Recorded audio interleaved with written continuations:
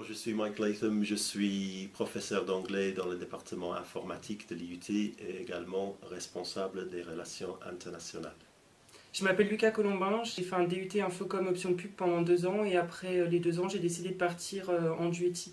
Alors, nous proposons principalement le DUETI, ça c'est un diplôme technologique à l'international qui se déroule en troisième année après le DUT.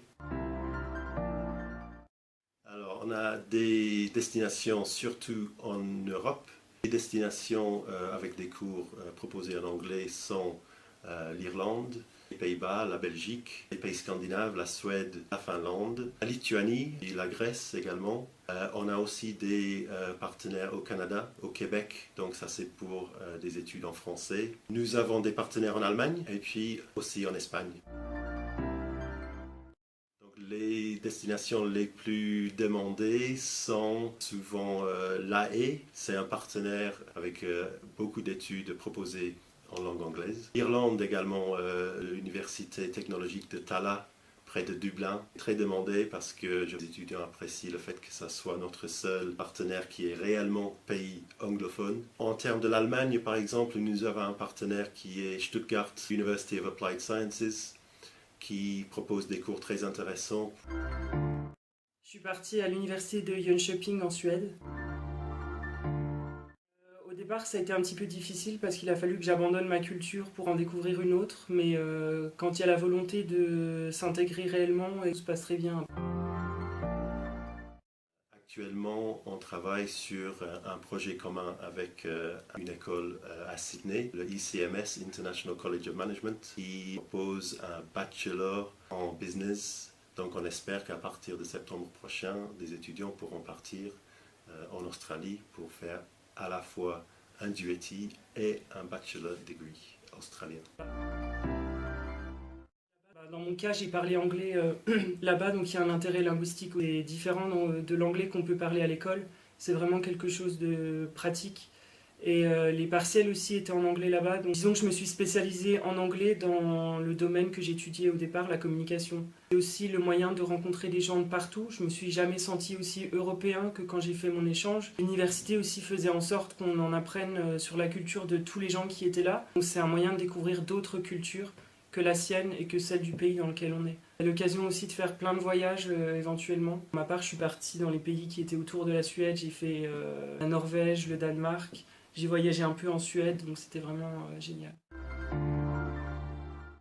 Aujourd'hui, la plupart des étudiants qui partent en DUETI s'inscrivent directement au niveau master. Alors ce n'est pas si simple que cela, puisque le DUETI, même si il s'agit bien d'un diplôme de Bac+3, il n'est pas reconnu officiellement comme une licence. Donc il faut demander à l'établissement qu'on souhaite intégrer en master un dossier de validation des acquis. Cette université va étudier le dossier et ils vont décider si oui ou non ils considèrent que cela correspond, est équivalent à une licence. 80% des étudiants rentrant du DUETI poursuivent avec des étudiants master. Et certains restent à l'étranger parce qu'ils trouvent d'autres cours, d'autres formations qui les intéressent et ils poursuivent leur aventure à l'étranger de façon autonome.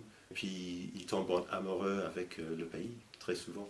Alors après le DUETI, j'ai décidé de me réorienter. Comme je venais de faire un Erasmus où j'avais parlé anglais pendant 1 an, je me suis dit je vais aller en fac d'anglais. Et actuellement, je suis en troisième année de fac d'anglais pour être prof. Il faut bien sûr rendre un dossier de candidature avec un certain nombre d'informations, avec des relevés de notes et avec vos vœux et choisir entre nos partenaires. Il faut aussi passer un test de langue. Ceux qui souhaitent partir dans les universités anglophones, il faut passer le TOEIC. Il est recommandé d'avoir un niveau minimum B2. Cela correspond à 785 points au TOEIC. Pour l'espagnol ou alors l'allemand, vous devez passer le test CLES. C'est un test de langue qui est géré par l'université. Le pôle des langues de l'IUT propose des cours de préparation au CLES comme au TOEIC. Donc vous pouvez vous préparer bien à l'avance et puis passer le test. Évidemment. Il faut prendre son courage à 2 mains, il faut bien se préparer. Je pense que ça vaut quand même le coup de prendre 4 mois de sa vie, même si on est en couple, qu'on a des choses fixes en France pour partir. Il y a des bourses qui sont là pour aider, qui prennent en compte le niveau de vie dans le pays. Ça aide quand même pas mal. J'ai eu la bourse de l'Université de Lorraine, la bourse du Crous, etc.